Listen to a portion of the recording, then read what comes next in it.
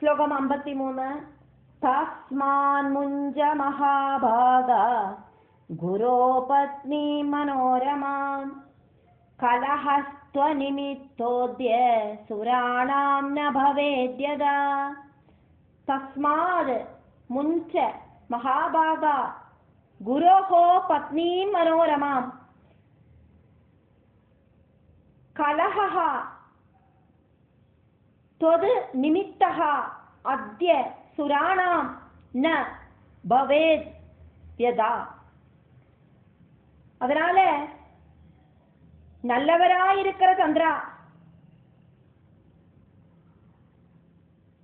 நல்லவளான அந்த குரு பத்னிய விட்டுடு. உங்களால இந்த தேவர்களுக்கு நடுவில் ஒரு சண்டை உண்டாகப்படாது, இந்த குரு பத்னி அதுக்கு காரணமாக இருக்கப்படாது அப்படின்னு எல்லாம் தூதன் சமாதான பேச்சுகள் எல்லாம் சொல்றார். சூத உவாஜா, இப்படி தேவேந்திரன் அனுப்பிவிட்ட வாக் சாமர்த்தியம் இருக்கிற தூதன் பலதும் சொல்லி பார்த்தார். அதுக்கப்புறம் அங்க என்ன நடந்தது அப்படின்னு சூதன் சொல்றார். 54வது ஸ்லோகம். சோம சக்ரவஜ ஸ்ருத்வா கிஞ்சில் க்ரோத சமாகுல பங்யா பிரதிவஜ பிரஹ சக்ரதூதம் ததாசசி. சோமஹ சக்ரவஜஹ ஸ்ருத்வா கிஞ்சில் க்ரோத சம் ஆகுலஹ பங்யா பிரதிவஜஹ பிராஹ சக்ரதூதம் ததா சசி. சோமன், அதாவது சந்திரன், சக்கரனோடு பேச கேட்டுட்டு, தேவேந்திரன் சொல்லிவிட்ட தூதனோடு பேச கேட்டுட்டு கொஞ்சம் ஒரு கோபமெல்லாம் வந்தது. அப்படின்னாலும் அந்த தேவேந்திரனோடு தூதன் கிட்ட, சக்கரனோடு தூதன் கிட்ட ரொம்ப அழகாயிட்டு ஸ்வீட் ஆயிட்டு ரிப்ளை சொன்னார் அப்படின்னு இந்த ஸ்லோகம். அடுத்த ஸ்லோகத்துல சந்திரன் என்ன பதில் சொன்னார் அப்படின்னு சொல்றதுனால இந்துஹு உவாஜா, இந்துர் உவாஜா அப்படின்னு ஆரம்பிக்கிறது. ஸ்லோகம் 55. தர்மஜ்ஞோசி மகாபாஹோ தேவானாமதிவஸ்வயம் புரோதாபிஜவே தாவ்ரத் யூவயோ சத்ருஷீமதே. தர்மஜ்ஞः அசி மகாபாஹः தேவானாம் அதிபः ஸ்வயம்.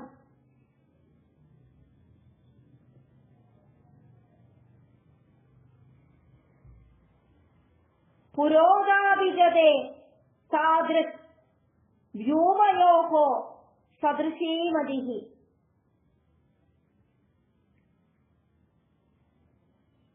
மகாபாஹோ,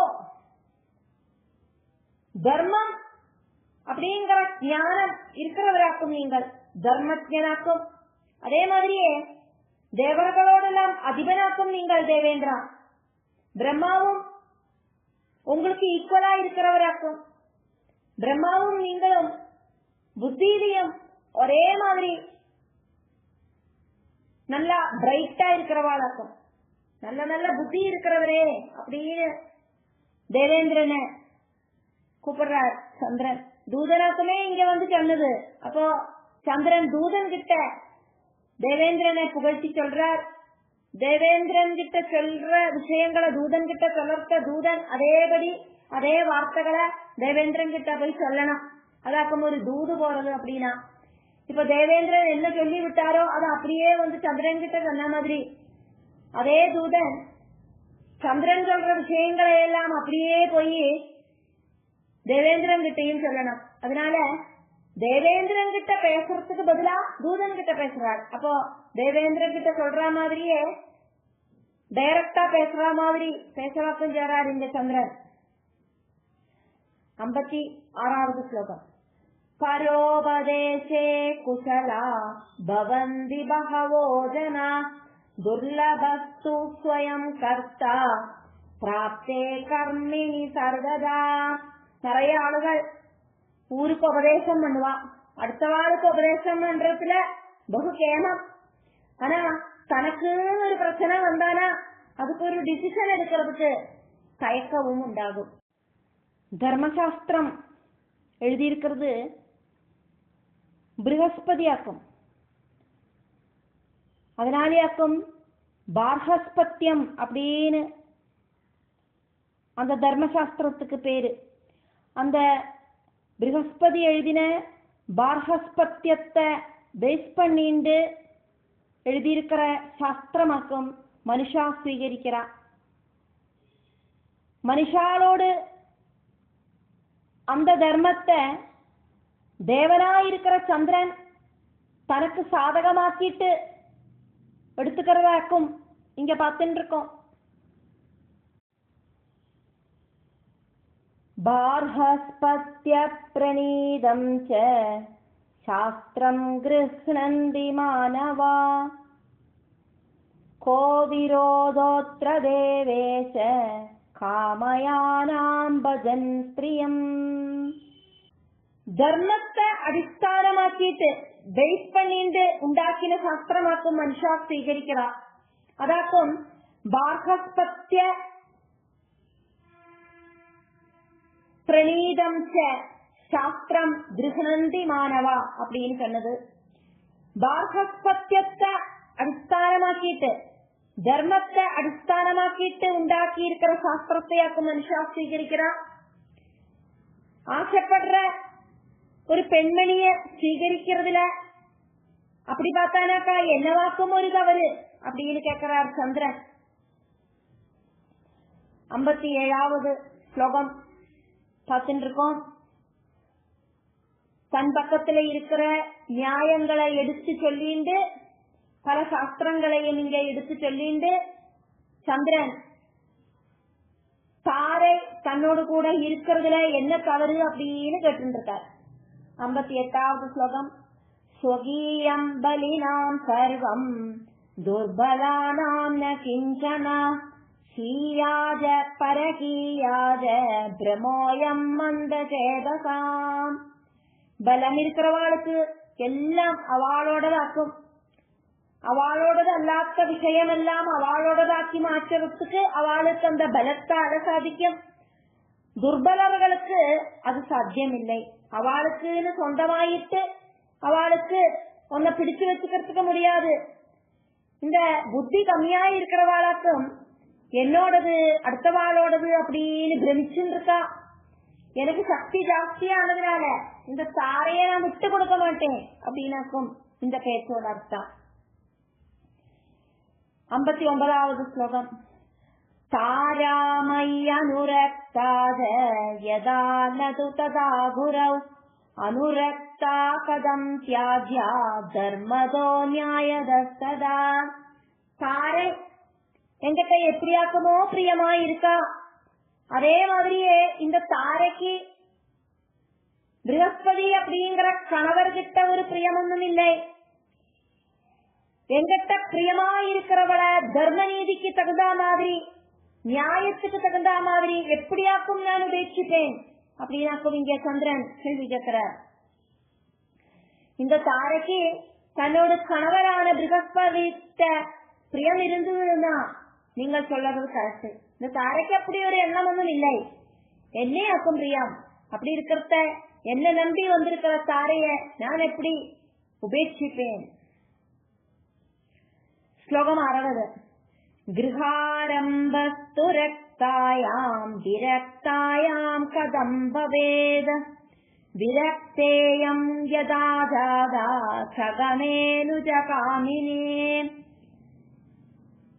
கார்ஹஸ்தியத்தோடு ஆரம்பம் அப்படிங்கிறது ஒரு பாசத்தால உண்டாகிறதாக்கும், பரஸ்பர ஸ்நேகம் பிரேமம் இதால உண்டாகிறதாக்கும். அனுராகம் இல்லாதவளில எப்படியாக்கும் அதெல்லாம் உண்டாகிறதுக்கு சாத்தியம். இப்போ நான் கூட்டிட்டு போறேன்னு ப்ரஹஸ்பதி சொல்லிட்டு இருக்காரே அவரோட மனைவி தாரைய, அவளுக்கு அவர்கிட்ட எந்த விதமான ஒரு அட்டாச்மெண்ட்டும் இல்லை. மனசளவுல அவளுக்கு அவர்கிட்ட ஒரு வெறுப்பு கூட இருக்குன்னு நான் தெரிஞ்சுட்டேன். அப்படி இருக்கிறத ஒரு அனுராகம் இல்லாத ஒருத்தியோடு கூட அவருக்கு எப்படியாக்கும் குடும்பம் நடக்கிறதுக்கு சாதிக்கும்? அனுராகம் இருக்கிறவாளுக்கு தான் கார்கஸ்தியம் அப்படிங்கிறது, குடும்ப ஜீவிதம் அப்படிங்கிறது சுகப்பிரதமாகும் அப்படின்னு அர்த்தம். எப்பவாக்குமோ இவளோடு கணவன், தாரையோடு கணவரான ப்ரஹஸ்பதி தம்பியோடு மனைவிய ஆசைப்பட்டாரோ சகமே அனுஜ காமினி, அந்த நொடியிலேயே தாரைக்கு ப்ரஹஸ்பதியிட்ட ஒரு வெறுப்பு அப்படிங்கிறது உண்டாகி வந்தது. ப்ரஹஸ்பதியோடு தம்பி உதத்தியன், உதத்தியனோடு மனைவி மமதை. அந்த மமதையில ப்ரஹஸ்பதிக்கு ஆசை வந்தது தெரிஞ்சு தாரைக்கு ப்ரஹஸ்பதியிட்ட இருக்கிற பாசம் அந்த நொடியிலேயே கட்டாயிடுத்து. உதத்தியனோடு மனைவியான மமதையில ப்ரஹஸ்பதிக்கு ஆசை தோணிட்டு அந்த தம்பி மனைவிய பிராபிச்ச கதை பாகவதத்துல நவமஸ்கந்தத்துல இருக்கு. அதையாக்கும் இங்க சொல்லப்படுறது.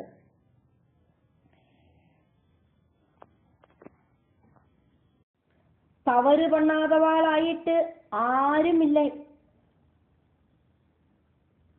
இந்திரனுக்கு அப்படி ஒரு தலக்கணம் தேவையில்லை. சஹஸ்ராட்சா அப்படின்னாக்கும் இங்க சந்திரன் இந்திரனை கூப்பிடுறது. இந்திரன் ஆல்ரெடி கௌதமனோட ஆசிரமத்துல தவறு பண்றதுக்கு போனார். அதுக்கு கௌதம முனி கொடுத்த சாபம் காரணமாக்கும் சகசிராட்சனாயிட்டு இருந்தது தேவேந்திரன். அதை இங்க எடுத்து சொல்லி ஞாபகப்படுத்துறார் சந்திரன். ஸ்லோகம் 61. நதாஸ்யேஹம் வராரோஹாம் கச்சதூதவத ஸ்வயம் ஈஸ்வரோசி சஹஸ்ராட்ச யதிச்சசி குருஷ்வதத். அழகாயிருக்கிற இவளை நான் கொடுக்க மாட்டேன். தூதா, நீங்க கிளம்பி போயிட்டு அந்த தேவேந்திரன் கிட்ட சொல்லு, சஹஸ்ராட்சா நீங்கள் என்ன செய்யறதுக்கும் எபிலிட்டி இருக்கிறவராக்கும், என்னவாக்குமோ என்ன செய்யறதுக்கு ஆசைப்படுற அதை நீங்க செஞ்சுக்குங்கோ. என்ன செஞ்சாலும் சரி, நான் குரு பத்னிய குருவுக்கு திரும்ப கொடுக்க மாட்டேன். இந்த விஷயத்தை நீங்கள் போய் சொல்லுங்கோ அப்படின்னு தூதன் கிட்ட சந்திரன் சொல்லி விடுறார். சூத உவாஜா. அதுக்கப்புறம் அங்க என்ன நடந்தது அப்படிங்கறத சூதன் சவனகாதிகளுக்கு சொல்லறார். 62வது ஸ்லோகம். இத்யுக்த சசினா தூதா பிரயயௌ சக்ரசந்நிதிம் இந்திராயாஜஷ்ட தத் சர்வம் யதுக்தம் சீதரஷ்மினா. இதி உக்தஹ சசினா தூதஹ பிரயயௌ சக்ரசந்நிதிம்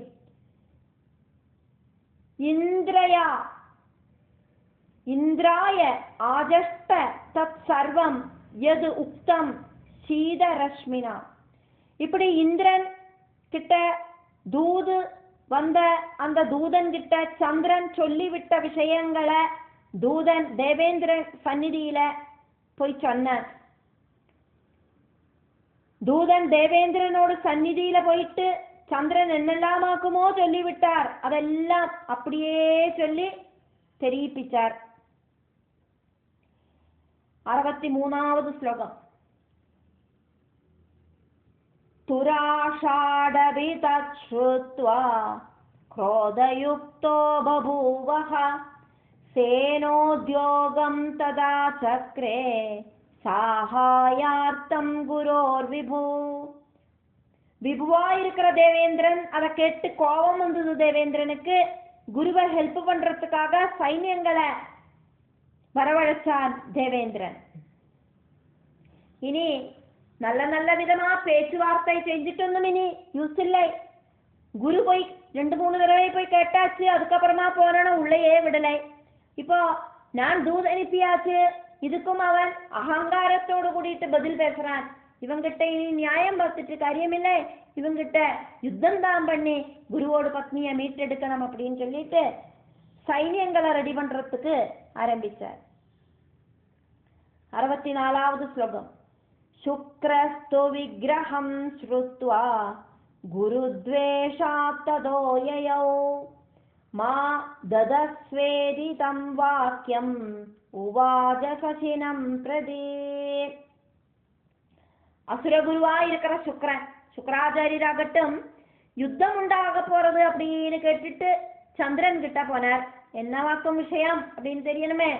தேவகுருட்ட இந்த சுக்கராச்சாரியர்,